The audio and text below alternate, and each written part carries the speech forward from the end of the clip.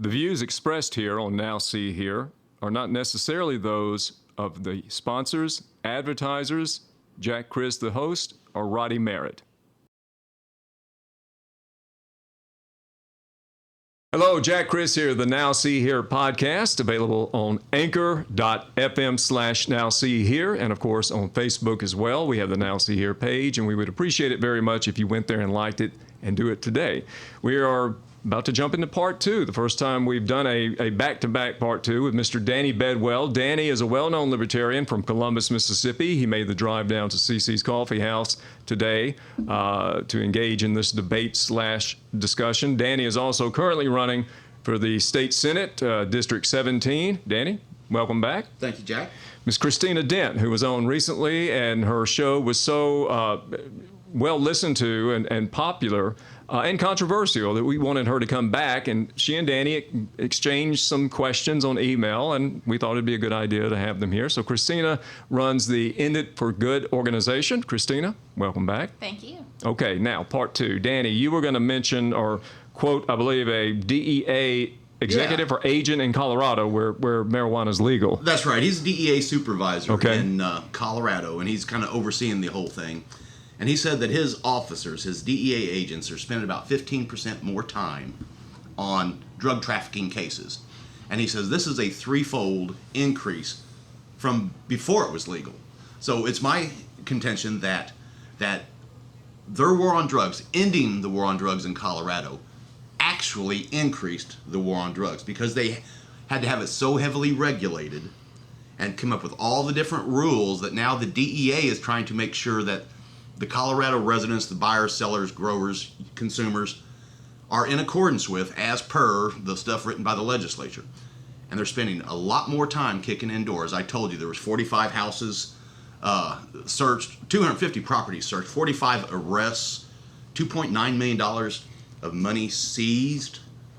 And it doesn't sound like they've actually ended the war on drugs, according to the DEA supervisor. So I would say, I think they may be shifting how they are enforcing it. I think now I don't know, that may be his own, the 15% may be just his own ballpark. There may be actual statistics behind that. They may have decided they want to spend more time on these marijuana trafficking instead of other kinds of crime. Some of that may be just personal preference. So I think there's always, I am always in favor of zooming out and saying, there's a lot of people who've made comments in Colorado about, it's destroyed our state and everything is terrible here. But if you actually look at the statistics, you see not everything is terrible and it hasn't destroyed your state. The adult use is only up slightly. Youth use is down in Colorado. Adult arrests are down. There's lots of harms that have been mitigated by it. I would say that's not a failure of legalization so much as it is to say if that is really happening in a broader sense in Colorado, then they're far too heavily regulating it, which obviously you would agree with. Yeah. But I don't think we go back to then saying, well, let's just criminalize it. We say, okay, let's now tweak further and say we didn't get this right enough. Prior to legalization and regulation, can we call it that then, legalization and regulation? Mm-hmm. Prior to legalization and regulation in California, there were no National Guard troops. But now, since they've legalized it and heavily regulated, the governor's going to send 150 National Guard troops into the wilds of California looking for illegal grows. Legalization brought that on. And there's going to be people shot, I'm sure. There's going to be people thrown in jail. There's going to be doors kicked in. And that's what I was trying to end, that stuff there. And I spend a lot of times trying to defend my position on this when it should be the other way around.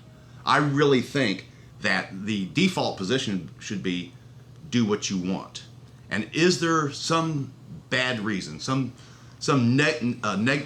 what word am I looking for? Negligible? Perhaps. Some negative okay. Some negative aspect to allow cotton farmers in the Delta of Mississippi to grow millions of acres of pot and flood the market with this cheap stuff. I know we want to protect children, right? Is that the only reason that we would regulate this? Is there another reason you want to regulate it and tax it, the crap out of it?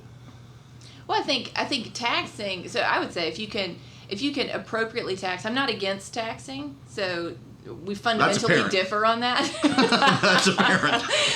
But I think if you can tax it a little bit and use that tax money for good things in the state. Now you would say the state's not doing any good things with your tax money.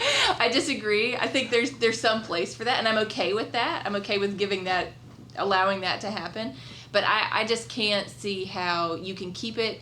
To me, the benefits of being able to put it behind a counter. I don't think there's a whole lot of other regulations maybe that can be helpful. I do think, packaging, labeling your packaging. Now, does the government need to tell you that, or can the consumers say, don't sell me stuff that's not labeled? I think the market solves maybe that. the market can solve that. I can't get past how the market could solve weed being on a shelf. It is a different substance than corn, cotton, or razor blades. It is a way to, alter your mind. So you're saying it's more dangerous than Drano? I would say yes. Or more potential, not necessarily more dangerous. I'd say probably it's, if How many the children potential for it. has marijuana? How many children has marijuana killed over the years? None. But you're talking Then about two different answer this question: reasons of how many using a children substance. has a bottle of Drano killed over the years? A lot. We don't. We sit it right on the bottom shelf, as a matter of fact, at Kroger.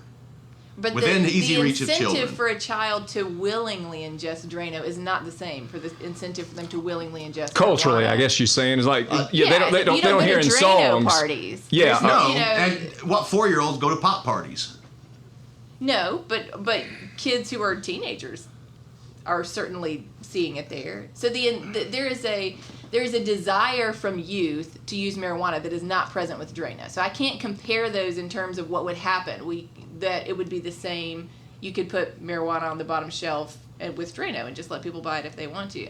The comparison for me is not there because of the incentive to use those substances is not equal. I want to ask you both a question that I think I first posed to you, Christina, during our first interview. But before we do, I've told you, Danny, and I mentioned it with Christina, when the government and the media get together and declare something's a problem, I get a little nervous because I'm saying somebody has cooked something up. I don't like the term war on drugs. Why don't we change the name to help the addicted? Wouldn't that be a more positive thing? War on drugs. There's a war on everything. War on poverty. It didn't work, by the way. War on this, war on that, war on, blah, blah, blah. It's always a damn war. Why don't we, instead of calling it a war on drugs, help the addicted? Find out what's wrong with them. You type Be it up compassionate. off on it. Well, okay. I mean, I'm not in charge of it. And I you wish I could. you would get a very different response if you said, we want to have War is an emotional- Help the children. a- How about help the children? Right. How can about we help the children? And if you the start warm looking, puppy and lollipop? if you start looking at the research and you say, we want to help people related to drugs, you would be completely on the side of legalization. Whether it's your kind of legalization, Danny, or my kind of legalization, you can't support drug prohibition if you look at it from how do we actually help people. That's a It's strong just not statement. there. Yeah. That's It a strong is. statement. But if you look at actual research, there is no research that says we're helping anybody by doing this. So I'm going to stir it up. Which version of prohibition? This version here that I have on my computer screen that they have in Colorado, or your version, or my version? I don't have prohibition, so all Right, prohibitions right. are lifted. Yeah. Now, I made the argument during the break that a lot of times Democrats and Republicans, they just say we're going to be a better manager of this behemoth government or this branch of government. I'm starting to hear it in drug legalization too, that we're going to be better prohibitionists than the old prohibitionists. We're good prohibitionists, and I can't get there. I think that's a great point to say, if we take this and we put it under so much government oversight that nobody actually is able to access this stuff, and the illegal market just continues to flourish, and we just continue to prosecute it, but we call it legal, I would totally agree with you. We have done it wrong. I think Colorado is well on their way to I think it's better now than it was before, and I think it might continue to get More better. people are if they being can arrested continue to do now. that. They're not. We disagree. The studies I've read are that fewer adults are being arrested on marijuana charges. So I think that may be just a difference. But there is, coming out of Colorado, a lot of people reference this high intensity drug trafficking report that this organization in Colorado produces. It comes up a lot in conservative articles of all the terrible things that are happening in Colorado. And from what I have read, I've read the statute. Somebody sent me the statute that the high intensity drug trafficking is funded out of. It is funded from money that cannot be used to support anything legalization related. So they are only able to report negative effects of legalization. So they're reporting that emergency room visits with marijuana are up, and things like that. Well, it's not the whole story. Right, that's not the whole story. So what about Fake all of news. the good things that have happened related to it? They're not allowed to report that due to their funding. Let me tell you the good things then. $6.5 billion in sales of pot in Colorado. I think that's a good thing. Of that $6.5 billion, the citizens of Colorado paid $1.5 billion with a B, $1.5 billion in taxes on $6.5 billion in sales. Is that incredible? Is that outrageous? That it was a $1.5 billion tax increase to the residents of Colorado. Now the legislators in Colorado, they say, see, it's a good thing. It's provided us with a $1.5 billion in extra revenue. That came right out of our pockets. It came right out of the people's pockets, and it was a tax increase. And I know the legislators are going to say, but we're doing good stuff with that money. We're going to do this for the children. We're going to do all these good things. It's a tax increase. And that argument, Danny, I've heard some libertarians say that's why they're against the very thing you're for. Some of your own and our own kinsmen and women are saying we want to keep it like it is, because the government's just going to take it over and it's going to turn into a boondoggle. And I mean, I've heard that too. Look, what about law enforcement? I asked Christina. She said that she's talked to some law officers who have come to her events, and the problem is, Danny, and I know you talk about these agents and some of their their behavior, but they're following the law. That's what they are sworn to do. You were in the military, and if your commander told you to do something, you had to do it. And the policemen and everybody, DEA, maybe DEA is a little bit different, but the policemen, they have to do what they're told to do, whatever their conscience may think.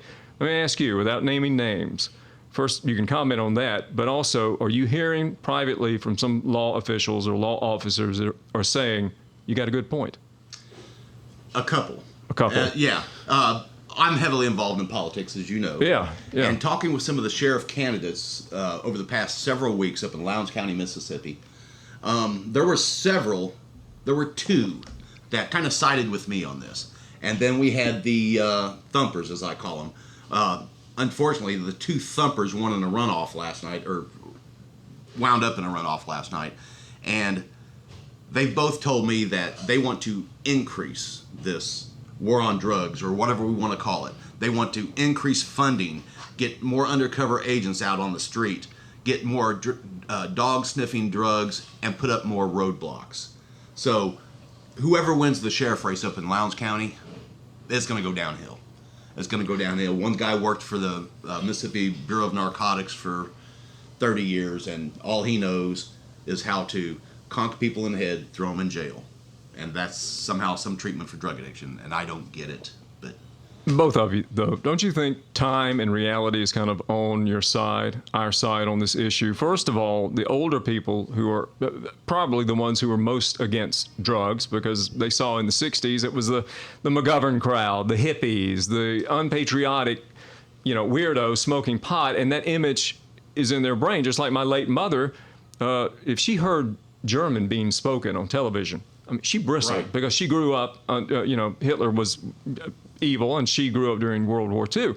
But as these people pass on, and the younger generation seems to be much more accepting and open. They're not necessarily using more drugs, I don't think, but they're open to the idea of it being legal. So having said that, both of you, has the idea, has its time come? I'm sure it's come, but is it going to happen in Mississippi? Eventually. Either of your versions. Eventually. And I just want to say that, as you said, the old people, but there's a lot of old people that actually support I'm that sure. understand the damage that we've done over this past 30 or 40 years over this prohibition.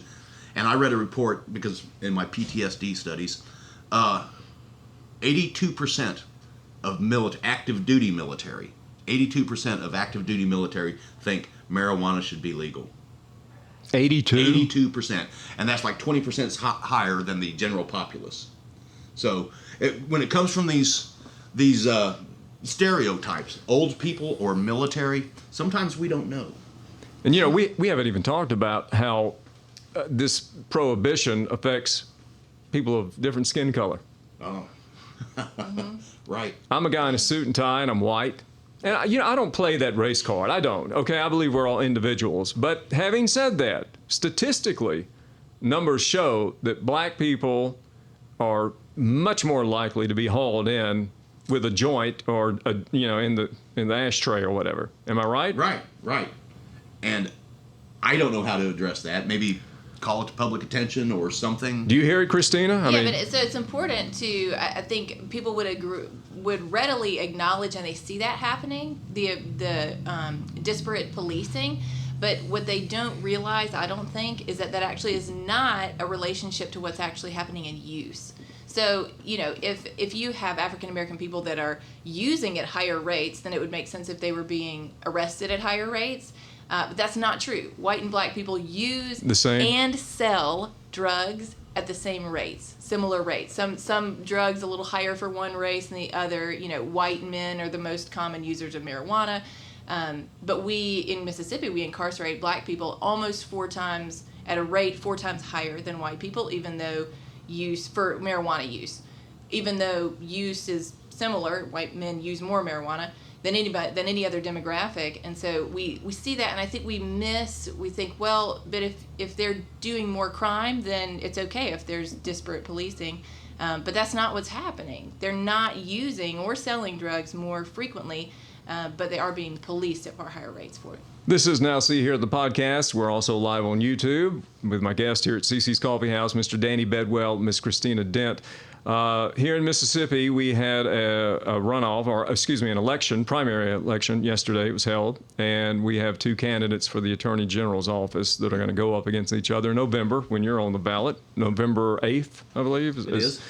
It's Lynn Fitch and Andy Taggart. Now, I assume, I'm not a lawyer, but I assume that they would have a lot to say about this very topic. Mr. Taggart, of course, was affected negatively, tragically in his own life by drug use, and he's kind of taken that as a cause belli, or mission. I don't know what Ms. Fitch's position is, but Danny, what do you think about the AG's office? What do I think about the AG's office? I'm just going to come out and say this. I don't think the AG's office, the Attorney General office of the state of Mississippi, should exist as a position. I don't believe we need it. I think it circumvents the idea of law, the concept of law, where law happens at the county level, and I think the Attorney General circumvents that. So if I had my druthers, Jack, I would do away with the position of the Attorney General, along with several other state-level positions that I think don't serve a purpose, that is really just a high-paying job for someone's buddy. And we need to start streamlining government. I would start with the Attorney General, the Insurance Commissioner. I'm not sure we need one of those. Transportation Commissioner. I'm not sure we need one of those. I mean, all these agencies. I'm not sure that we need a commish. You know what I mean? So for everything. Okay. For everything. All right, and that's a normal, typical libertarian view. Christina, your view on this, and would you or have you ever met with any of these officials? We touched on this in the first interview, but I mean, if Ms. Fitch or Mr. Taggart gets elected, will you try and call on them to have a private session meeting? I've had I'll go with you. They may not let you in. There are other people who have done a lot of volunteer work with End It for Good who have contacted both of them that know them personally and just asked them to consider reading the book that we do book discussions on, Chasing the Scream by Johann Hari, which Great is book, kind Danny. of the history of the drug war, but told through narrative, so it's really easy to read. It's very gripping and very well researched. And so I hope that they're able to receive that. I think. Did you get a response? They both have copies of the book, whether Okay, they read it or not, okay. I don't know. But I think maybe one of the struggles that they will face is that what I have heard from Mr. Taggart, who I support, I think he's great, is, there's a difference between a drug user and a drug dealer. We need to get harder on drug dealers, and we need to address use as a... Danny just fell out. This is not me. This is Mr. Taggart. Yeah. Right, and so I think the sentiment I can understand from where he's coming from, but in the real world of drug use, the line between dealer and user is very gray, and it's only true that there's only users and only dealers, and a very small percentage of the people that are engaged in the drug underground drug world at all. Most people could be, the way our laws are, they can be accused of selling and charged under a law of selling for something like, 3 people give money to one friend and he goes out and buys the drugs and he comes back. Well, technically, there's a sale that happened there between those friends, when really we wouldn't call that a sale. And so my fear is that we say the dealers are the real problem, and what's going to happen is that a whole bunch of users are going to get swept up in this new attempt to do what we've already been doing. Mississippi has the 3rd highest incarceration rate in the country. We have not been soft on drugs before, and it's just killing us. It's killing our people. It's killing families, is that we have such a high incarceration rate. It has not worked because it can't work. You take dealers off the street, let's say they are an actual dealer and they're not using, they're just in this for the money. Take them off the street, somebody's in their place 5 hours later. Because as soon as you take somebody off the street, there's somebody else who wants to be part of that pie, and it increases violence, because the higher up you go, the more power vacuum you leave when you take them off the street, and now there's people fighting for their role on this street corner. And let me ask you this, Danny, because I think you would probably say the pusher, that's restraint of trade. It is. But let me ask you this, and maybe this is just a moral issue, but there are some sick SOBs out there who might sell a kid a little marijuana. Kid comes back and says, hey, I got something a little better. Here's some ecstasy. Here's some heroin. Give it a shot. Oh, okay. Doesn't that person deserve a special ring in hell? I think so. Even if they're not, you don't think they should be arrested? Right. I think that what you're talking about is a gateway drug. Is the argument that marijuana the pusher kind and of the pusher, egging it that's on, how he got his name, the pusher. Right. He says, yeah, the marijuana was good. Well, you'll really love this stuff. Right. It's called meth. Get them hooked. Yeah. Yeah, there's a special place in hell for those people. And whether or not law puts them there, I'm one that says, if you harm someone, you go to jail, but there has to be harm. And if you gave someone some drugs and it harmed them, then you should probably go to jail. Okay. I want to say one thing. If you harm someone, you go to jail. What a concept. How about if you wear a badge? How about, this used to happen with the Mississippi Bureau of Narcotics up in Oxford, up at Ole Miss. They would get a pretty young girl, and a sorority girl, in a short skirt, and go to a party, and she would find some guy right out of high school. You know this. I know this happened. Okay.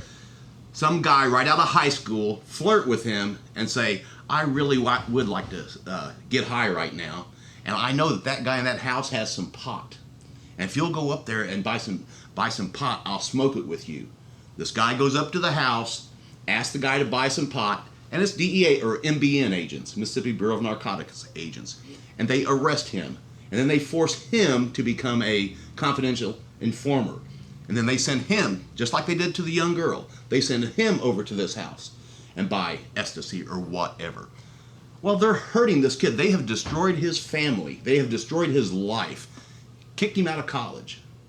This is, we've got to stop doing this stuff. And I think the important point, you're making an important point, that I never want people to hear people who are preying on children, people who are knowingly engaging in the drug trade just for the profit incentive of it, are somehow, well, they're not doing anything wrong. I'm not saying that at all. No, I'm saying I know. if we can zoom out far enough to see, why on earth do we want our drugs being sold on the street by people like this, who are trying to get people hooked on harder substances?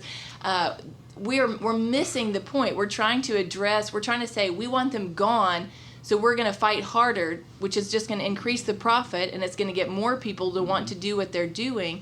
It doesn't actually solve any of the problem at all, and it just keeps people under their care, sort of. They're not caring for them, obviously, but needing to go to these people. In the meantime, as we're trying to crack down on those kind of people, we're sweeping up a whole bunch of other people who are selling because they're addicted. They're just trying to feed their addiction, or they can be charged under a selling law even though they weren't selling at all. Or they're just sitting on their back porch smoking a joint. Yeah. And they get collected in that as well. Yeah. And not hurting a soul. Right. So if we can zoom out far enough to let's take it out of that kind of market where, the people in the marijuana store are not saying, hey, why don't you use some heroin? Right. Like they sell marijuana. That's what they do. And you go in there for marijuana. That's And what we need if to you see think more that of. will alleviate the black market, because it didn't in Colorado is what I'm trying to get at. Is, We disagree on that. Well, the made it black market better. is It's thriving. not gone. It's It's not thriving. gone. It's actually It's down bigger. 70%. It's Statistically, it's down 70%. We got we could argue that. we got to But research here's this. my- Roddy Merritt's over there looking right now. No. Here's my big thing here. I want to protect the children, and so do you. Common ground, Absolutely. great. Absolutely. All you have to do is prove to me that highly regulated and highly taxed marijuana has any history at all ever of protecting children. But I want low regulation, No, low tax. Well, how do you protect children if it's heavily regulated? How does that work? Well, I think we are. Would you say that we're doing better with alcohol prohibition protecting children, or not prohibition? The way we have alcohol Yeah. right now, No, do you think I'm it's not so more or sure we less do. harmful I'm not for so kids? sure we do. Uh, I think, You think it would be we've got better a lot if of it was on the underage shelf? drinkers. Oh, absolutely. We've got a Yeah. lot. And just before Prohibition, before the 18th and 21st Amendment, before there was any law regarding alcohol, I would say the ratio of underage drinking to now is probably roughly the same. Even after we legalized it, the difference is the state's getting rich. So I don't know that legalizing marijuana will actually reduce youth use of marijuana. No, it has in Colorado. Youth use is down in Colorado. No, it may not be down 50%, but it's down from what it Okay. was I- pre-prohibition. I need to get some people on from Colorado. We've got 2 minutes left, folks. Okay, well, anyway, that's all I need to to get me to approve of your program, get rid of the taxes, and prove to me that it will reduce youth use. Because it hasn't happened anywhere. This has been great. We could do a part 3 probably, but let's closing comments. I'm going to be like they are on CNN and Fox. Christina Dent, End It for Good. How can people get in touch with you? Tell us about your podcast, your website, all that good stuff. They can go to enditforgood.com. You can email me at christina@enditforgood.com. We have a podcast also called End It for Good. You can find on iTunes. And we just try to take the drug war piece by piece and help people begin to make the journey that I made from somebody who supported the drug war my whole life until just a couple years ago, out of that mindset to build a new framework for how do we think about the best way to handle drugs where the fewest people are harmed, the most people have an opportunity to flourish. Not everybody is going to flourish. It's not a perfect world. There's no perfect world in a broken world like this, but how can we have the least amount of harm from drugs? That's our goal. And our hope always as an organization is to help people start wherever they are and just take steps towards thinking about it differently. As far along as they want to come to us to a fully legal regulated market, that's great. And if they stop at whatever point, that's up to them. But I want them to be informed. I want to understand what's happening Right. and understand what could be different.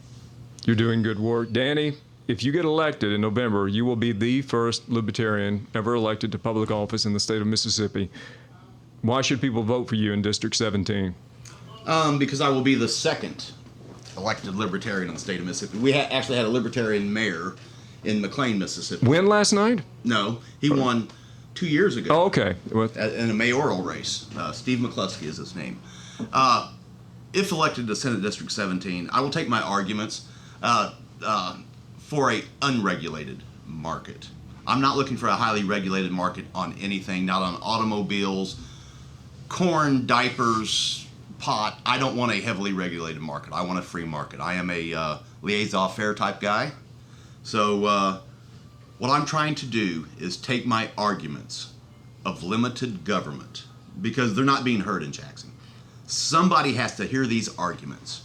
And I appreciate Christina today for listening to me.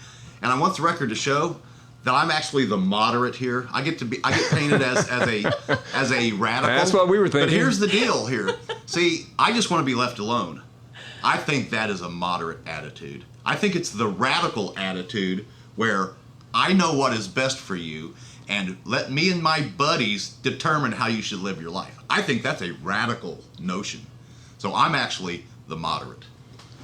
folks, it's been enlightening. It's been entertaining. Lots It's been of fun, but It this is has. a serious topic. And It is, I hope, if absolutely. nothing else, I hope people take away some information they had not gained before and do a little research and think for themselves.